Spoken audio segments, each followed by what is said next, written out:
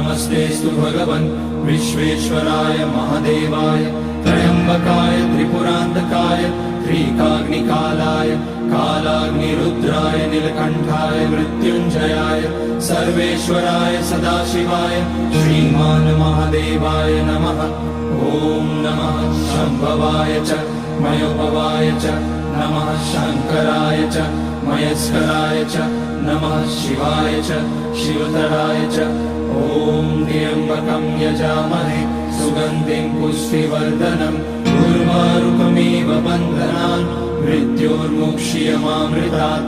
नागेन्द्रहाराय त्रिलोचनाय भस्माकराय महेश्वराय नित्याय शुद्धाय दिगम्बराय तस्मै नकाराय नमः शिवाय। मन्दाकिनी सलिलचन्दन चर्चिताय नन्दीश्वर प्रमथनाथ महेश्वराय